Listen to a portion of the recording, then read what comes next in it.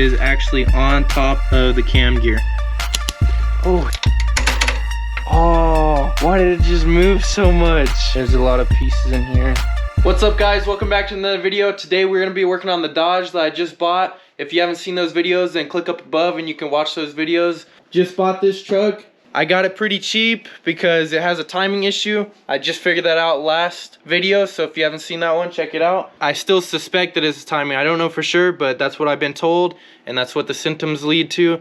So we've checked spark, it was good. The compression is bad, so the valve's probably opening up at the same time. First, I'm just gonna start off with taking off this valve cover because that's the side that is not working. When we had it running, this exhaust manifold was hot and this one is cold.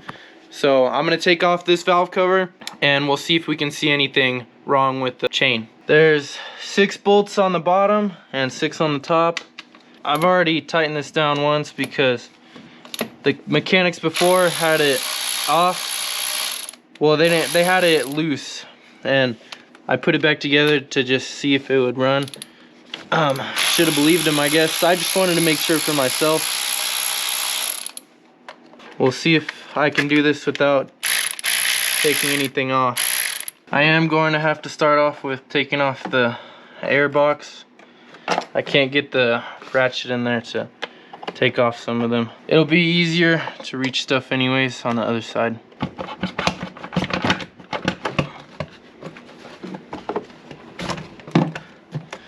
We'll just unplug this, get the whole thing out of the way. I should have all of them now. Here we go. Got it down from the bottom.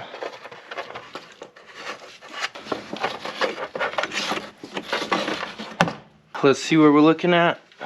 Oh yeah, you can see already. It's off the gear, it looks like.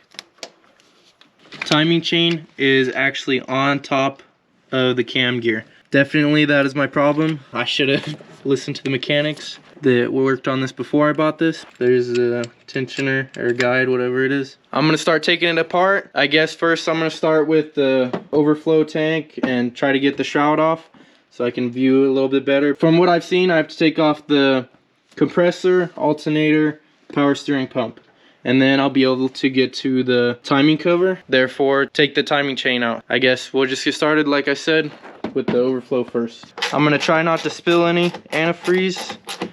I want to try to avoid taking out the radiator.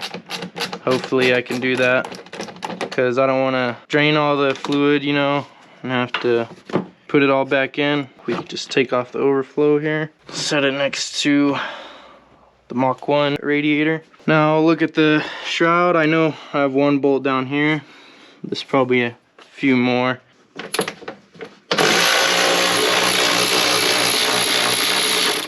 Here's one on the other side, same spot. I found a big enough wrench to fit on it, and we're just gonna try to do this.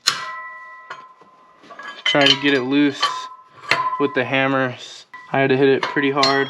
We can unscrew this, I believe, and take the fan off. Then we can get the shroud off. Now we can get the shroud out, hopefully. Looks like there's some wires on this side. We'll just press this button to get it to release. So we can take this up, get these hoses off so we can get the shroud out.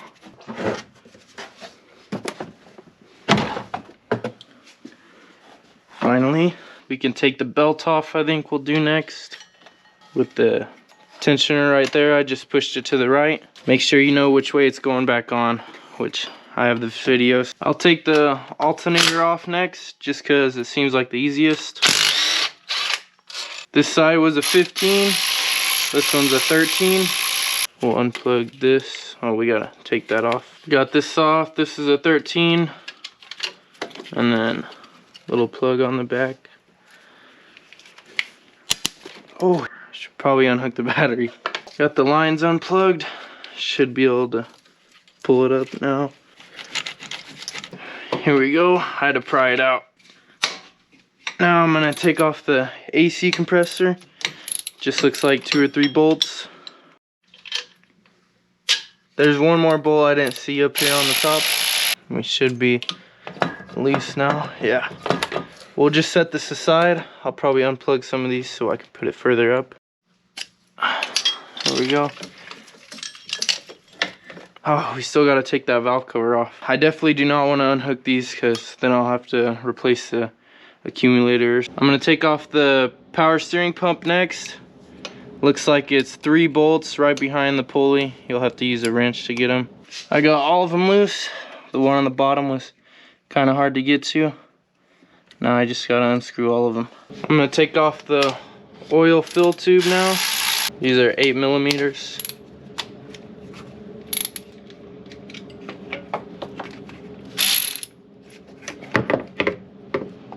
I think I'm going to take off the tensioner next to get to this bolt for the water pump, and then we'll take the water pump out. This one's just 1 bolt in the middle, I think. I got it loose finally. Before I start to take the timing cover off, I believe I'm going to leak all the coolant out of this hose, so I'm going to try and take it off now and bend it up so I can save all the coolant in the radiator. We'll see if that works out the way I want it to. Got the hose clamp up here, so let's see if I can do this.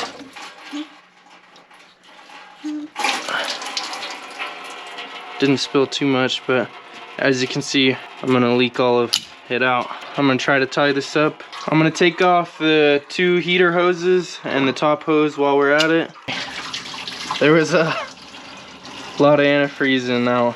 I think it's time to start taking off the water pump. I wanna keep the water pump bolts separate from the timing cover, just so I avoid from mixing up the bolts. So I'm gonna try to keep all the bolts in order. I'm gonna get started.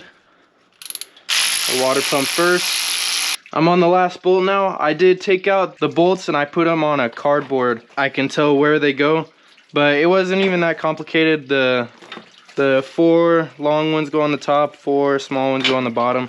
But on the Mach one, it was definitely more complicated. I'm sure this is a long one. Oh no, this one's a short one actually. So 1 short one goes in the top middle. But there's the water pump. Now the timing cover looks pretty simple, just 3 bolts on this side and 3 on this side, and then we can get the timing cover off. I do have to take off the crank pulley before I take off the timing cover because there's a bolt right down here. I don't know if you can see behind the pulley. To take off the pulley, from what I've seen, you have to line up top dead center. Don't think you could be able to see this, but there's a little arrow on the block right here and it says top dead center. There's a line on the pulley to line it up. It's already lined up coincidentally, but I'm gonna try to take it off while it's lined up. I got the big impact right here and we'll try to take it off without moving it, and then we can get the puller maybe. Just like that. I got the puller on. It's a little bit hard to get a good camera angle on it. I'm just gonna pull it out and then I'll show you how I put it on. I saw it was pulling already, so we'll see what it happens.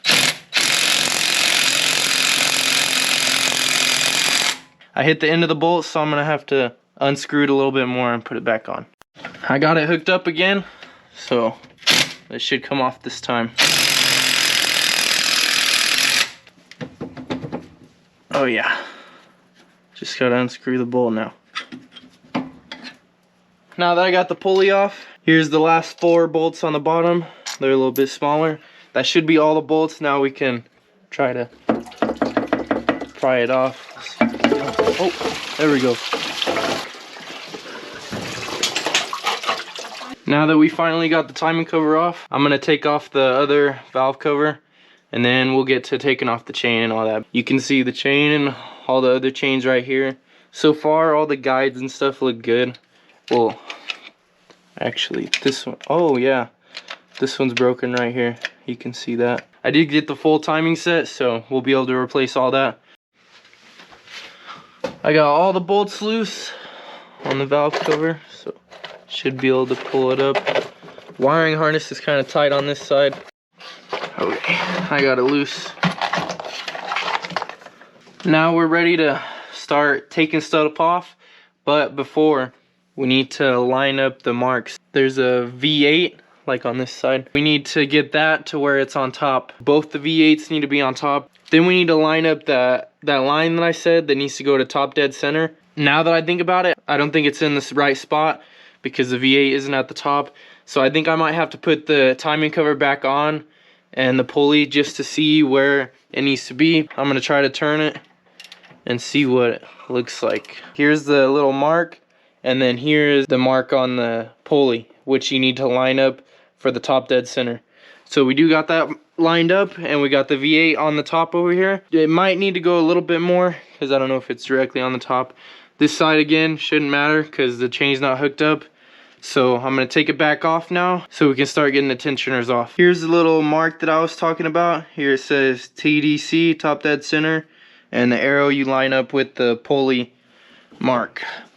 But now that we got that all figured out, I did move it a little bit more to get the V8 directly up, and obviously this is already pretty close.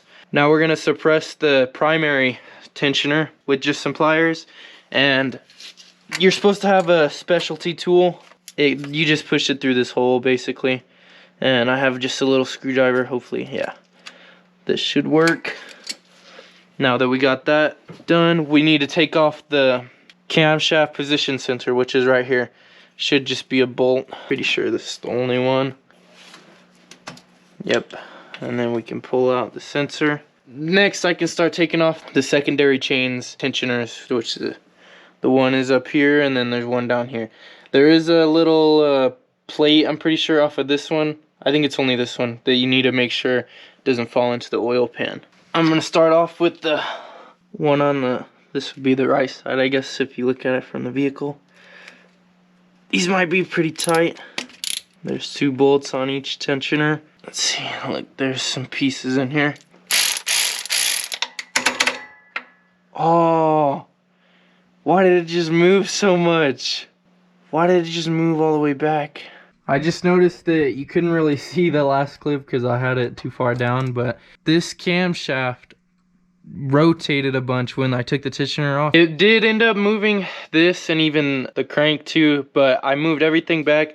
This little dot up here is in its spot, which is straight up. The little notch on the shaft should be at 2 o'clock, and then both the V8s I have on the top right now. So I am going to continue trying to take it off. I did take off this. I need to pin that back. And here's the little plate that's on this one. I'm going to start with taking this one off. There is a tool that's supposed to hold it. I'm just going to use these, for at least for the old ones. We'll see what we do with the new ones. I'm going to try to loosen this. See if I can. Oh, if you can see this little slot, that's the slot with the V8. It needs to be going straight up. Now we should be able to wiggle this off and we can get the gear out. We'll just lay the chain aside and then we'll get to the other side. The other one, again, the V8 is on the top. Oh, well, now it just moves. That's awesome. It's alright though, because on this one, you can see the dowel pin is where the V8 should be. So we'll just line the dowel pin up to the top. Take this off. And then we'll lay the chain aside. And then again, we'll have to move this back up to straight. And then after this, we should be able to take all the chains off. We still got the primary tensioner blocked. Now we should be able to slide all of them off at once.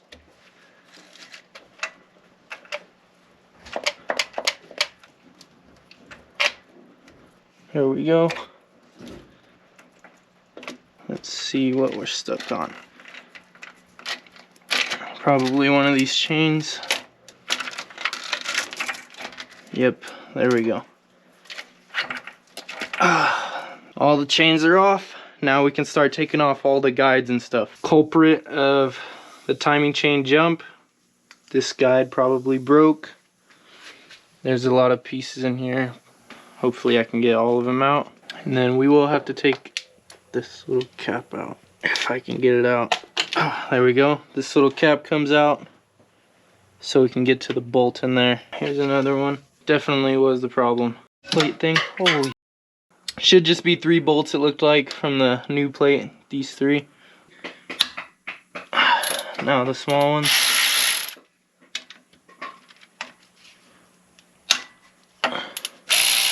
And this one has a little spacer on it. which I probably don't need to save any of this because I got a whole new set. But here's all the parts so far. I got this little contraption going so I can get these bolts out. The only reason the other one wasn't working is because it didn't fit through this hole right here that I needed to. And yeah, it's destroyed. Try not to drop anything because it's gonna go right into the oil pan. Metal flakes in here. Trying to get as much of those little pieces as I can. But I got both the guides out for this side, so I'm gonna move on to this side now. The top bolt on this one was a regular bolt, and then the bottom one on this one is a Torx bolt. But it got ripped apart. Guide on the left side. Top has 2 bolts, one on the top, one on the bottom.